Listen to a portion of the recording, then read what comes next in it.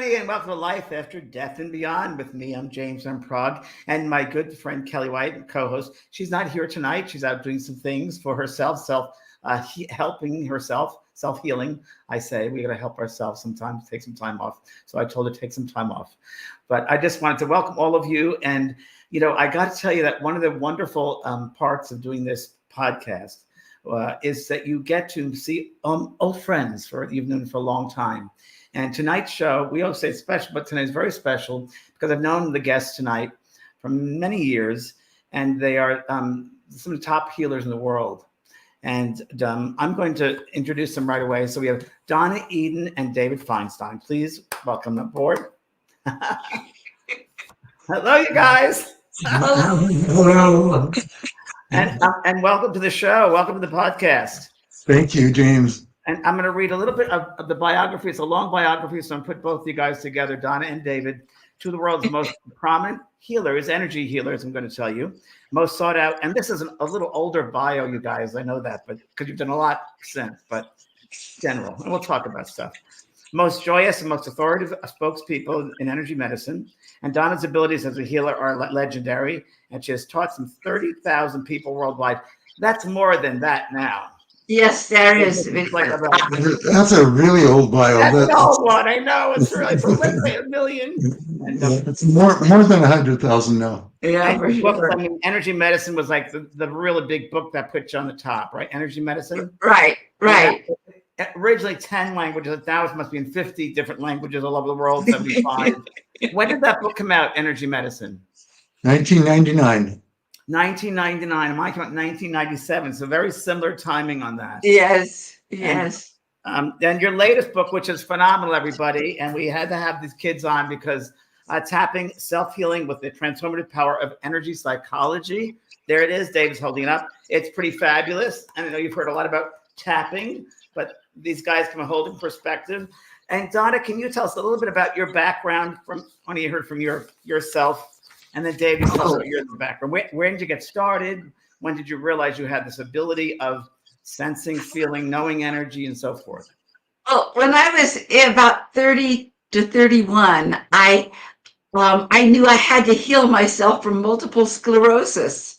And because I was much of the time in a wheelchair at that time, and I was told I'd never get out, and I had 5 different specialists confer with me and say that, I was also given sort of a death sentence by it because all my organs were breaking down. And at 27, I had a heart attack. Wow. But every one of them, these great specialists said there's nothing they could do for me. So I thought, well, I'll just have to heal myself then. That's what I thought. And so that's really what I did. I started experimenting on myself because I had 2 little girls and I wanted to raise them. I didn't want anybody else raising those girls. And so every day after they went to school, I'd start working on myself. And, I eventually got... How did you start working on yourself?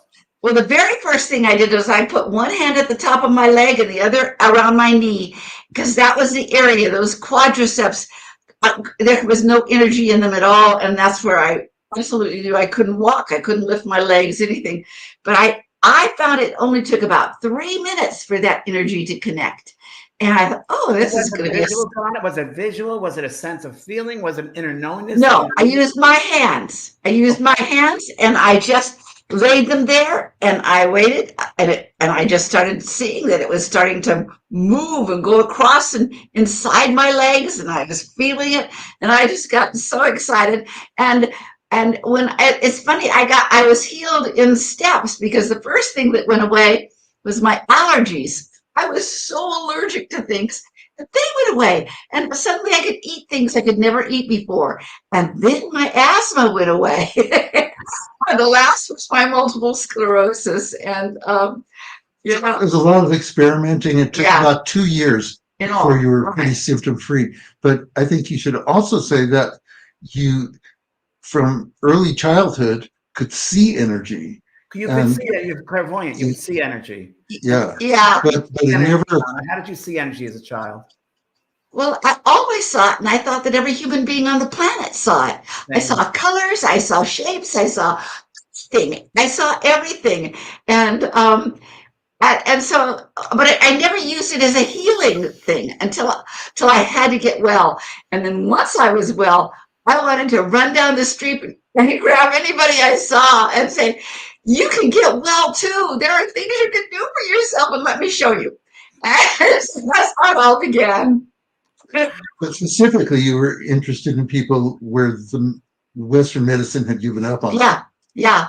And eventually, even in the town, here I am in Ashland. Back then, we left town 25 years ago, but back in those days, doctors would send me patients that they were having no luck with. And yeah, I was a last ditch effort person. What do you think, Donna? What do you think the number one reason is that people don't, what can I say, aren't open to receiving healing or obstruction? What is the number one obstruction? Well, I've never thought about that question before, believe me. I know, I didn't either, but I thought I would just, it's just. But what I think is that I think we are too indoctrinated that Western medicine has the answers. Yeah. And so we are supposed to go and either get surgery or take their pharmaceuticals or something like that, which is, that's the other thing. I could have never taken pharmaceuticals, so I had to figure out other ways. And it's been an absolute joy to be in this work. I mean, I love it so much. And I've seen real miracles with people. You personify the healing energy. You just do that vibration. And did you feel the vibration shift, the frequency shift? Okay. And has it changed over the years? Has that frequency changed or gotten more or stayed steady? Oh, the frequency always changes. You know, it always changes. And depending I'm going on right at it. I just, these questions. They're curious questions, and you guys would know about this more, Well, yeah, it really does. And it isn't at all that suddenly you're going to be perfect for the rest of your life. Things will constantly come up, but then there's something you can do about it. You're not stuck. And I mean, I like getting older, and that's one of the best things when you know how to work with the energies in your own body. Getting older is a privilege, and it's great. It's great. One of the things I have a hard time with in my work, and you've seen me as a medium, it's fine. I can talk to dead people, no problem. One of the hard parts for me is I see people's possibilities, and they don't see it for themselves, and that's difficult. Oh, yeah. And don't you guys run into that when you want this person has a potential for healing, but they're holding themselves back in some way? Yeah, I certainly do. And I also, something that has been an issue for me is that, gosh, I just see people as so good and wonderful and so amazing, and they often don't see themselves as that. Same, exactly. So it's just such a joy to be able to teach people this. I love it. And you, I mean, you've done so much, you two. And first of all, go back, David, your background. All right. Well, I got into energy work through marriage. I knew you were going to say that. But was there any interest in that at all? Or was it when you met Donna and your whole world opened up in a different way? Because you're a little bit more left brain than Donna and I. We're more a little more right brain, I guess, because you're always. I just come from my first job after my PhD, which was at Johns Hopkins in the medical school. And I was there for 7 years. And I had started on the West Coast, and I always wanted to come back. So I came back, and I met Donna within 6 months. And that was 47 years ago. Wow. And, yeah. And where did you meet each other? College or outside of? Mm-hmm. Oh, can I tell? Yes, please. I just returned from Fiji, and the kids and I and their dad had lived there for a while. Okay. And I came back, and I was really in culture shock. And I was going to leave San Diego and go find a little town to live in because I couldn't even, I could taste food and what it was packaged in. I was so sensitive. Yeah. So there was a class coming up that you could take for free because all the classes were beginning again, and you could come that first week, and this was called bioenergetics. And I thought for sure that would be, it's energy, it's biology, it's energy, but it wasn't that at all. But anyway, I went to it, and as soon as I walked in the class, everybody was in a circle, and David was to my right. And I just saw his profile, and I heard a voice that said, "This man is deeply in love with you and will spend the rest of his life with you." He didn't hear it for about 7 years. I hate when that happens. And David, what were you in med school for? What was your study? What were you interested in? Well, I'm a clinical psychologist, and I was always had one foot in the kind of spiritual world. In that my dad was a theosophist, and that influenced me very deeply, Blavatsky's work. So I had that, but in my professional life, I was a psychologist, and I was at the top department of psychiatry in the country at the time was at Johns Hopkins, and so it was pretty straight, pretty much followed a conventional form of therapy. So I was kind of working with both, but then when I moved to San Diego, it was I took a job at that time I was a senior clinical psychologist for San Diego County Mental Health Services, and I was and 6 months into having returned, I met Donna. This is 47 years ago. Wow. You know, Donna didn't say, he said, "Were you in college? How old are you?" I'm 81. Ageless. I'm 81. Are you really? Yes. Like 70. And James, I am so proud of my daughter. Yeah. Wow. The two of you together are a force, without a doubt. And David, I'm gonna give you some kudos here, because the many books you've written. How many books are there now? 15, 20 books you've written, both of you? How many books have you written? I've written 9 books. And Donna, and you together? Donna and I have written together, I think, about 4 or 5. Yeah, 5 right. books. Because I know your books, and I know when I see the ones together with you, and I swear to you, David, your sprinklings of your voice come through. It really does. Because I know Donna, that right brain, and I know you the left brain, and I just see it, and it's really a beautiful marriage, and literally in the words and the authorship of your books, because you really can. I sense it, because I know you guys. And Donna, I want to go back to when we first met. That was in what year? 2000 and something early in those days, maybe 2007, 2006, something like that. And we met at Omega Institute in New York, and it was we met at a bed and breakfast. We were staying there because we were teaching at the campus, and we stayed at a B&B. And you guys were, I think, a little late. I mean, it was 7 o'clock or 8 o'clock at night, and I was waiting up for you. I'd never met you two, and I was waiting in a little dining area. Do you remember this? Yes, I do. And you came in, and Donna walked in first, and I looked at Donna, and Donna looked at me, and all we did was laugh. We laughed our asses off, if I could say. Remember David? And David comes in with the luggage. Do you remember that, David? Yeah. And then Donna, I'm going to tell you something that you did. You don't remember what you showed. You showed me something that night. And it was hysterical, but it was real. Are you ready? Yeah. You had a banana. You did something with a banana. Do you remember that? Banana. You said, "Watch this." And I forget what you did, but you showed something with energy with the banana.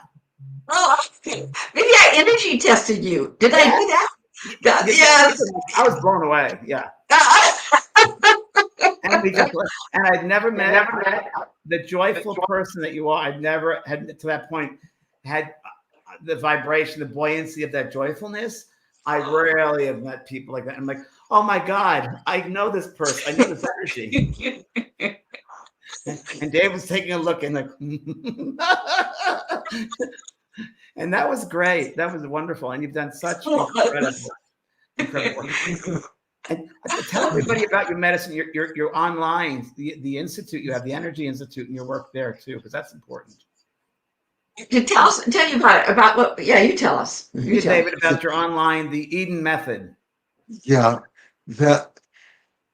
so over the last 45 years, I'd say, we started working together, and we what happened was that when I moved to San Diego and met Donna, And I was, kind of in the left brain world of Right.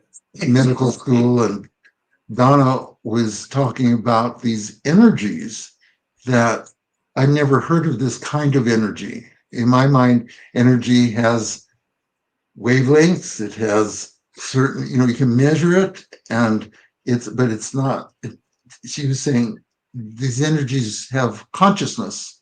These energies are smart. These energies make decisions. These energies have memory. And I'm thinking, oh my God, what have I wound up with here? But there were other things I liked about her. I liked her laugh like you do. And so, but over time, what happened was that I was seeing people coming to her. We had, our offices were on opposite sides of an alley. There was an alley between us in Ashland, Oregon. And so people were coming to her from distances, and some of them had very serious illnesses.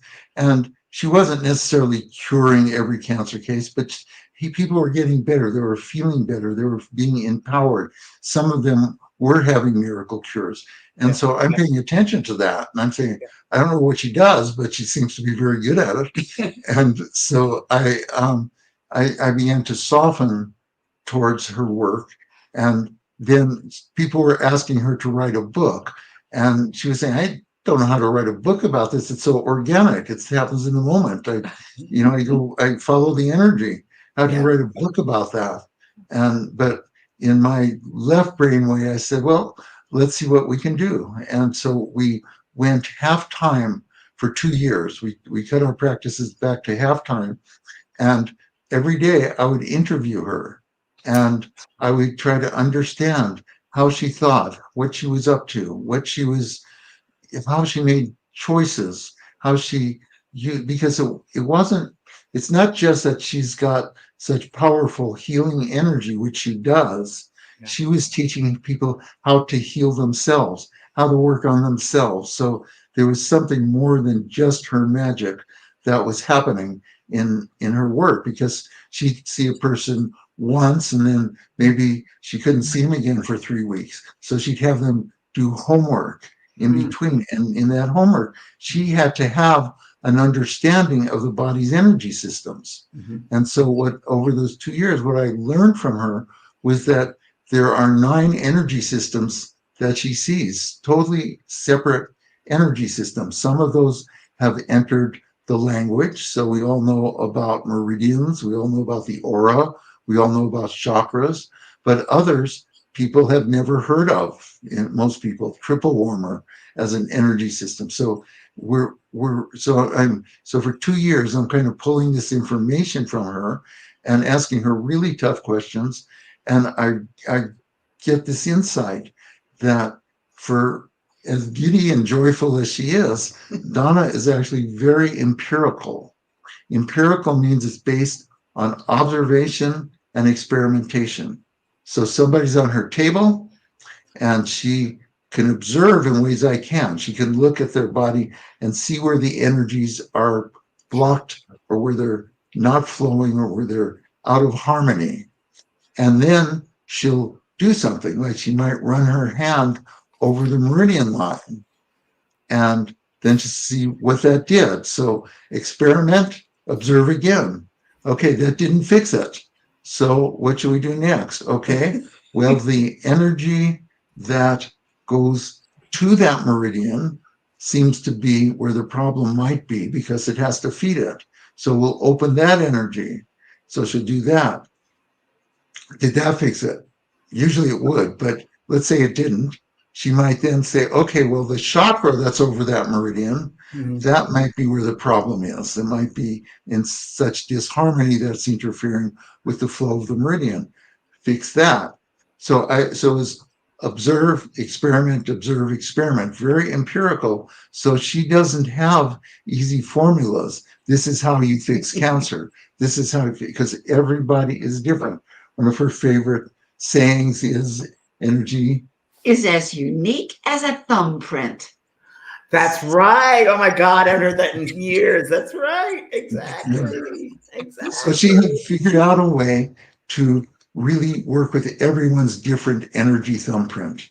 And that was very impressive to me. So then we managed to write the book that it's not actually in 50 languages, but it is in 21 languages. And we're very happy about that. And I bet there are languages you don't even know it's in. yeah, That's that's a great. problem at this point. Yeah. But it's around the world, and we get invitations from everywhere Yeah. to teach. And so what we did was, after the book came out, the publisher sent us on a 6-city tour to, you go to Memphis and you do a bookstore, and then the next morning you're on an early morning TV show, and then you speak at some university, and then they send you to the next city.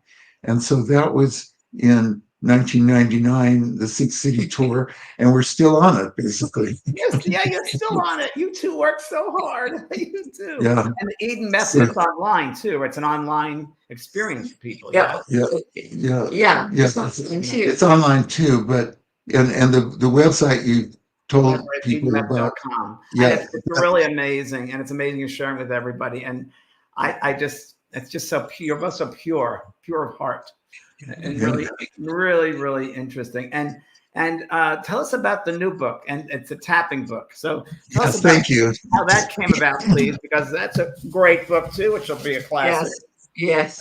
Well, that can I tell you a little bit about the show the cover again, Dave. behind it. So show the cover, show the book. Okay, so it's a great cover. There it is. Tapping. There you go. So Donna kind of warmed me up for energy medicine, but I never saw what that had to do with my field as a psychologist. Oh. And so right as we're finishing the book, I was running a supervision group for other therapists, and they would come in once a week and they talk about their toughest cases, and I give counsel on how they might think about it. And in this group, one of the women started studying these tapping therapies, and she started talking about it in the group. And I thought, this is really stupid. I mean, tapping on the body, what does that have to do with changing psychological anything? And so, and I tried to give her the benefit of the doubt, so I went and looked it up, and there was absolutely no research on it. There were just these big claims of things like, rapid cures of phobia, but there was no research. And so I just discounted her. I was not rude, I was professional, but I kind of steered her away from talking about it in my supervision group. And as you know, when you really judge something harshly, it often comes back to bite you in the butt. So here I am, 45 years later, on your program talking about this tapping. But the tapping book came out last year, right? The tapping just came out a few months ago. The paperback, just a few months ago. Yeah. And so what? There's been some tapping books, of course, before this, right? Yeah. So yours. So let me tell you about what convinced me. Yeah. Because I had to be turned around, because Donna turned me around about her work, but this would just look too ridiculous. But after the book came out, we started doing workshops on energy medicine, on Donna's work, and I'd come along, and my job was to carry the books and the luggage and left brain right, yes, and crack the jokes and grounder, yes, right, grounder. So, but about 15% of the people that come to Donna's classes are therapists, and people were asking me about these tapping therapies. So I didn't know anything. So, you can judge it. I had my judgments, but I didn't know anything about it, so I couldn't even defend my judgments. Excuse me.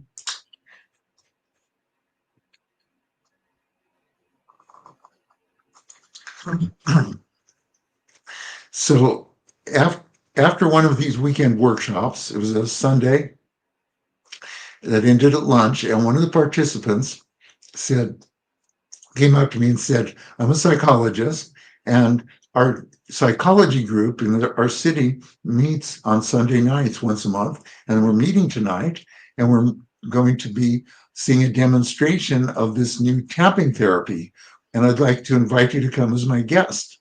And I thought, oh God, I guess I better find out something about this, even though it looked so ridiculous. So I came in with my skeptic's hat on, and there was about a dozen psychologists in somebody's home, somebody's living room, all sitting in a circle.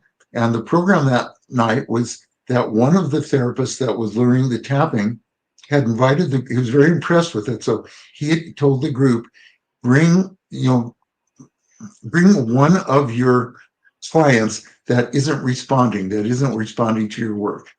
And so one of the therapists brought a woman, and with us in a circle, the two of them got in the middle with chairs facing each other, and he starts interviewing her. And I'm thinking, okay, how in the world is he going to introduce this as a serious?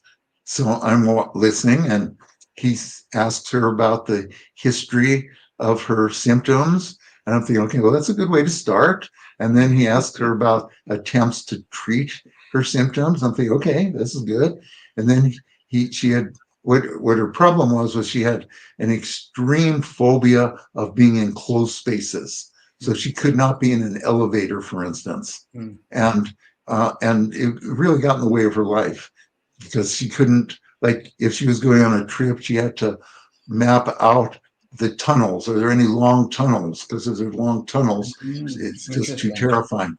So, so he asked her to give a rating of 0 to 10 of how much distress she felt when she imagined herself being in an elevator. And I'm thinking, well, okay, that's reasonable, because that technique is used in lots of different therapies. I was using it in systematic desensitization, so this is fine. And then he says, okay, now I want you to do what I do and say what I say. Just repeat what I say. So he goes, and she starts tapping on these points, saying fear of elevators, fear of elevators, fear of elevators, fear of elevators, fear. And I'm going, oh my God, she is just putting this hypnotic suggestion into her nervous system. What is he doing? This is malpractice. Do I have to stop him? Do I have to report him? What's my responsibility? Right. But after about 2 minutes of this strange incantation, he asked her to imagine being in an elevator again and give it a rating, and it's down to a 7. And I thought, well, that's odd. And then another round of tapping, another rating, it's down to a 5. And I'm not knowing whether to believe my eyes and ears or believe my beliefs. And so I'm having some cognitive dissonance, but then I figured out, okay, I get it. She's having a kind of a Stockholm effect, where she's gotten some affection for him, and she doesn't want to embarrass him in front of his colleagues. So then another round of tapping, but she's back up to a 7. And I'm going, oh, I knew it wouldn't work. I knew it wouldn't work. It's just fluctuations of doing this in front of a group. But he said, when it went from a 5 to a 7, what was going on in your mind? And she said, well, it was very interesting, because I had a memory I haven't had for decades. When I was about 8, I was playing with my older brothers, and we had this big appliance box, like a refrigerator might come in. And one of us would get in, and the others would push them, and it was great fun. And it was my turn. They pushed me against a wall, and the only flaps that opened were against the wall, and I couldn't get out. They laughed, making fun of me, and I just started screaming and screaming and screaming and screaming. And so now you can see she's really activated. She's up to a 10 again. She's really in that memory where she was just in total darkness, trapped and screaming. And the therapist just kind of stays really steady with her, gets eye contact, and gets her to breathe more regularly, and then has her start tapping again.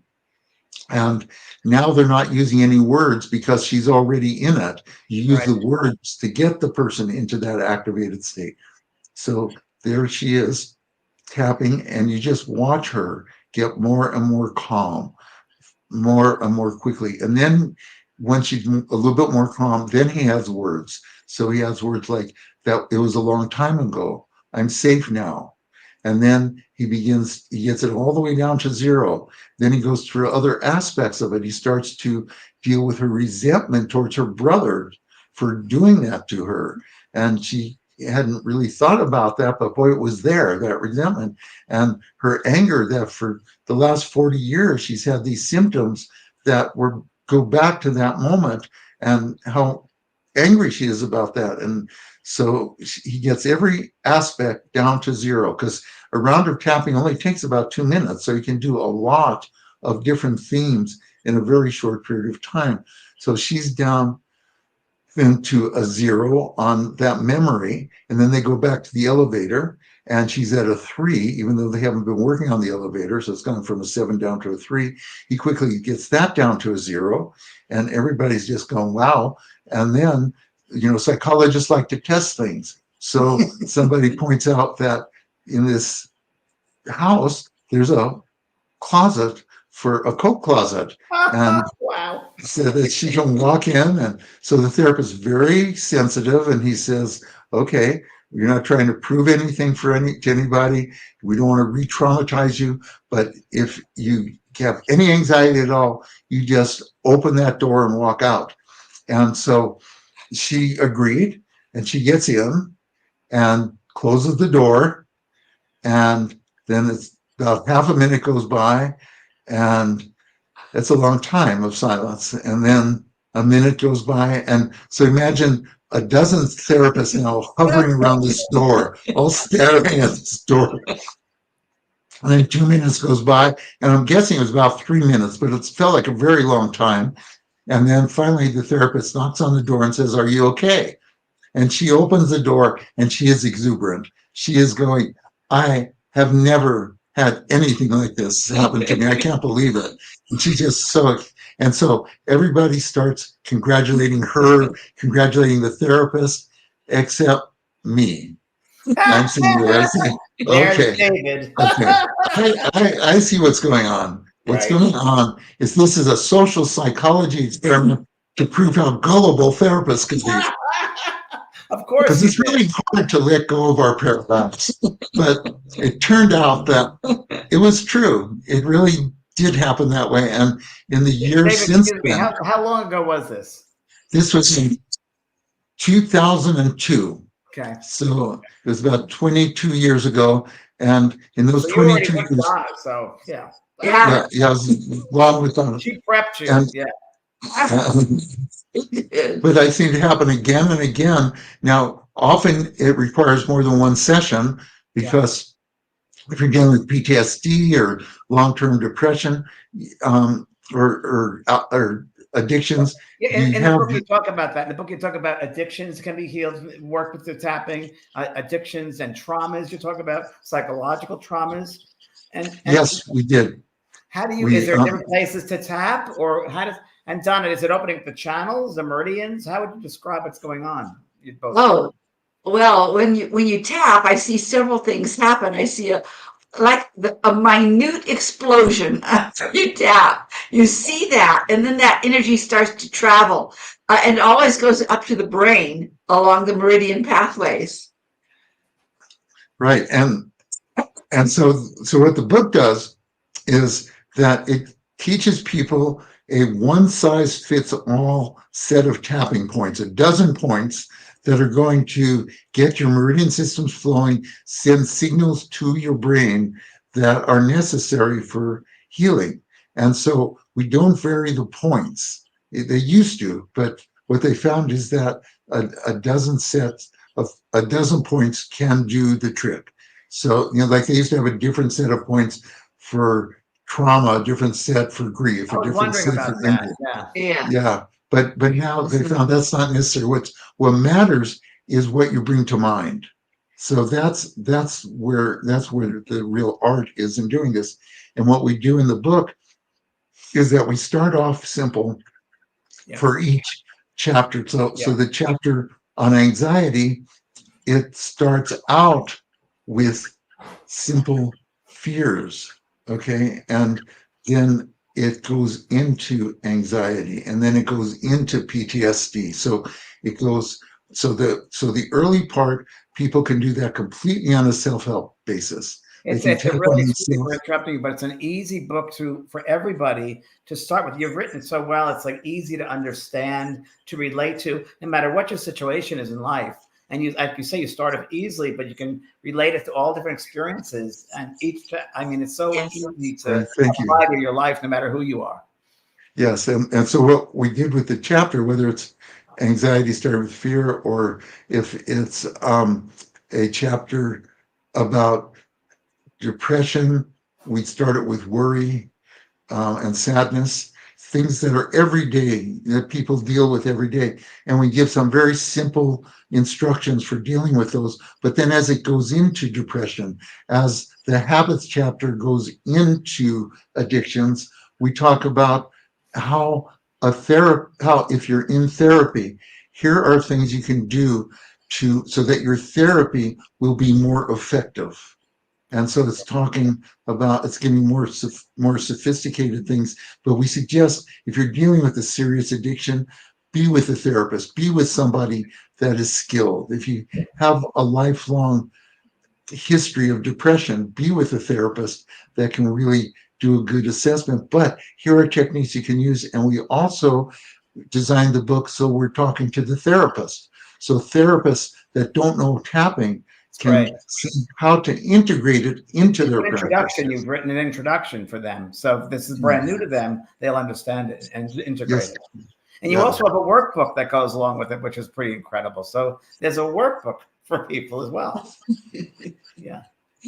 And let me ask you, so when I was reading the book, and it's interesting because because I know you two, but I kind of pretend I don't know you two. And as I'm reading it, and I'm just feeling like, as I'm reading, like, wow, they've opened up that space for people to accept the healing, to open up that space that they're ready to receive the healing. And kind of it is kind of like where you place your mind, the mind space. You're opening up that space for them to receive the healing. So like if they take the book and they read the book, you know that the action is, I want to be healed, or I want information. Because I think on some level, they go for the book because they want to be healed on some level, right? So you create that space for healing. Yeah, it's so important, that preliminary work, that people tend to want to get over their problem, so the problem becomes an enemy.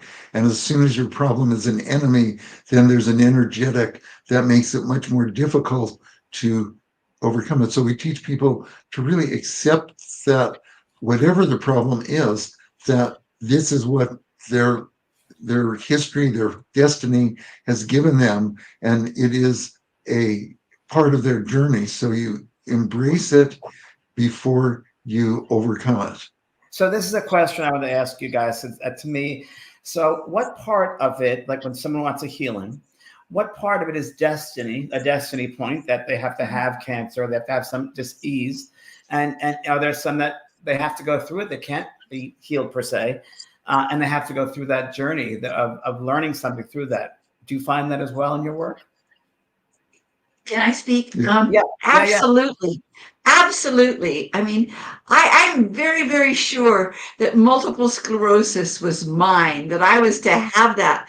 And that I would never be me today had I not gone through that. Exactly. And sometimes I think that some people they're not going to get the healing in this lifetime, but there is a healing. They can still have a healing even if they die, if that makes sense. You know, and I've experienced that. I've always seen that when somebody came to me, and if they had a very cloudy, like I don't know, almost smokiness around inside and around their aura. I understand. It was like, wow, that was their journey, is to probably die. That's part of the healing, is to go through that. And so the other thing as well is it can be brought back from previous lifetimes into this lifetime. Absolutely it can. Yes, yeah. And I've become more and more interested. I always have been interested in that, but it's become stronger in me lately, for whatever reason. Just even our ancestors, as well as other lifetimes, the things that can come through. Yeah, it's really becomes a beautiful journey when people are really able to get that this is a lesson, Yeah. and there's many kind of barriers to getting there. People self-blame. We we even if somebody is got lung cancer because they were smokers and they're blaming themselves, there's a way to get the whole life story and to help them to accept that they're doing the best life they know how to do, and there are things to learn, there are ways to grow, but this is what life is presented, and so to really deal with it. And often miracles do happen. Oh, I've seen such miracles, Yeah. such miracles, and it is You're both the miracles. it's and yeah, and you actually get that it's a privilege to have gone through something. It's a privilege and what you have learned, and it sets you free in new ways, It's and then exciting, come on, isn't it? yeah. Let me ask you a quick question. That my Virgo mind here, going into my clinical Virgo mind.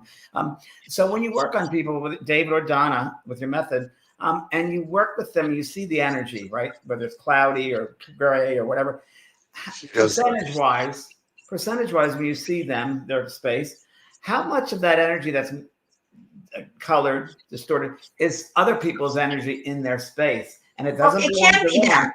It can belong to Yes, somebody else. it Do you can see that? absolutely be that. It can absolutely be that. One of the classes that I have taught before, gosh, I haven't taught it in a long time. I think I'd like to teach it again. You did, Donna. Yeah.